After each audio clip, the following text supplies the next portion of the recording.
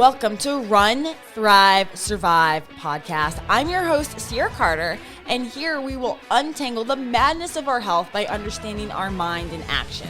If you are looking for more energy, more productivity, and just an overall happier life, you are right where you need to be. We will balance emotional, mental, and physical health every single day because some days we thrive. Some days we just survive. But here on the podcast together, we will run our lives.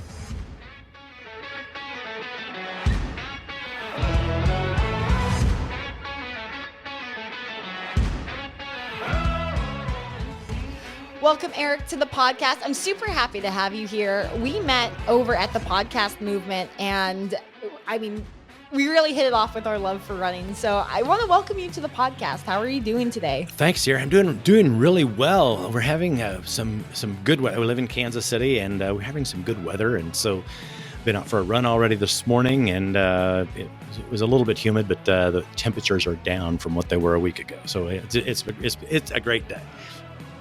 I'm so jealous. It's still hot here in Florida. Actually, I think it's more humid than it was before. Yeah, and it's kind of funny because when I see people complaining about heat, and when I complain about heat, I keep thinking, oh yes, but people in Florida think we're wimps because they face that all the time. So. And so real quick background about Eric and I, he has a podcast and I have a podcast, and we were talking, well, obviously everyone's listening to this podcast. That was a dumb thing to point out, but we were talking I know about how that it. Works. I do the same thing. We were talking about on his podcast, which I want you guys to check out pretty soon when the episode comes out, where people don't understand that Florida is a humid heat. And I know people complain about the dry heat. I would rather be in the dry heat than over here in the humidity because you can't escape it. You just can't train and you can't escape it. So yeah, and remember we mentioned the fact that you said your humidity was somewhere in the 90%, and I was like, how in the world do you even breathe? Because in Kansas we have a variety of weather. Sometimes it's a dry heat, but we've had a lot of rain this year, and so because of the rain, and then we get up into the upper 90s, sometimes hundreds. But with the ground being wet, all of that moisture comes up and it's humid and it's like hard to breathe.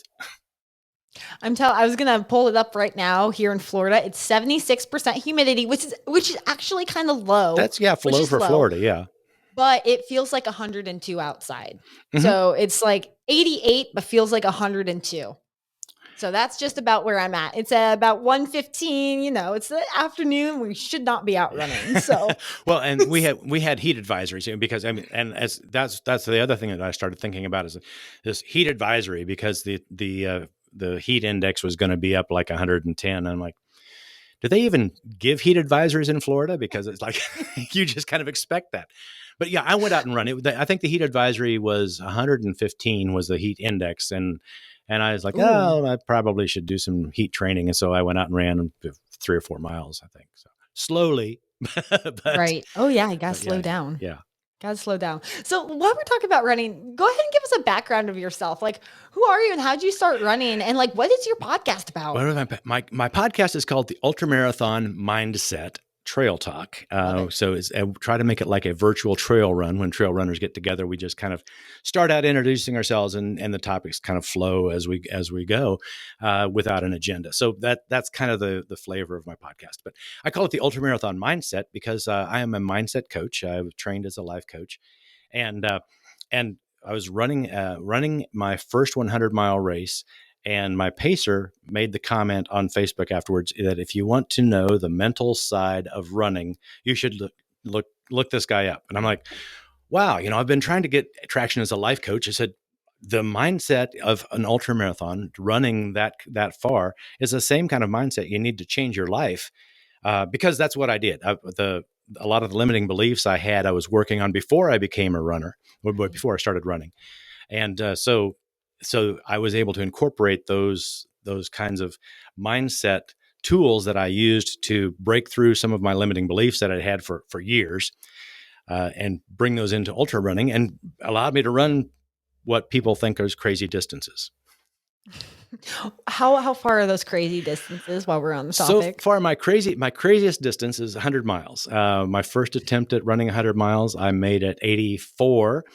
and didn't make the cutoff because we had thunderstorms and the trails turned to grease. I mean, it's just like my last, I ran overnight, it was fine. Ran through the rain, I was fine. But when the rain soaked in, the trails were just so slippery. My pacer was behind me. She's very, very thin woman, and she was behind me trying to push me up the hills. And we were just slipping and sliding. We looked like looked like a comedy show just as we were trying to maneuver down the trails. And so I wasn't able to go fast enough because we were just falling all the time.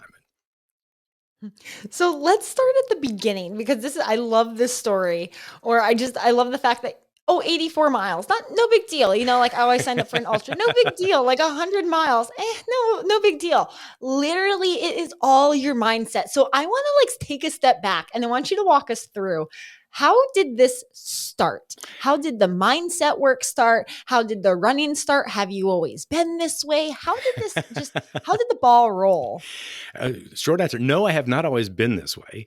I've what I found about talked about limiting beliefs. I had this limiting belief that I finally identified through a lot of work, because I was kind of a self-improvement junkie. I read all the books and the Tony Robbins and went to conferences and mindset, and work. And so I knew kind of where the beliefs came from. I knew it was in my subconscious, but my belief was that I was not supposed to be a winner. Came from my childhood, and the stories in this, if the way things get into your subconscious in your childhood comes kind of without a filter. And so I grew up with this belief that I really wasn't supposed to excel and be that person who was out there and celebrating their wins. So in competitions, like I do one-on-one competition like tennis or ping pong, I could play to a tie. And people who were, I knew that I was just as good as the other person, but after the tie, I would always lose. And so that was kind of the mindset struggle that I had. And it affected me in a lot of ways, in my success, in my finances, in my career, that I would always get to a certain point and then I'd fail. Or if I try, especially if I tried to stretch beyond my, comfort zone, limiting beliefs. So if I got to that point, it's like, and I never really knew where it was. It was all subconscious. It was all under the surface. But so I failed or quit, and that was just kind of my life. And so I found some things finally that helped me to get past that. And so I had been trying to lose weight for about 15, maybe 20 years. And I told myself I needed to lose 15 pounds, but really it was about 30 that I needed to lose. And so gotta start somewhere though. Yeah, somewhere in there. Yeah. And my wife knew, she knew it was like that I wasn't really telling the truth to myself. She was like, "You're really," but that's a guy thing. I talked to a friend of mine, and he was kind of in the same boat. He said, "Oh, I need to lose 25," and his girlfriend said, "No, it's 50." So that's kind of what we do, lie to ourselves. But in 2017, I started out and I said, at the end of this year, I am going to weigh under 200 pounds. And that was a different way of framing it. So the way I framed the goal was different. Instead of saying I need to lose 15 pounds, I said a year from now, at the end, and it was in January, I said this. I said at the end of this year, I'll weigh under 200 pounds.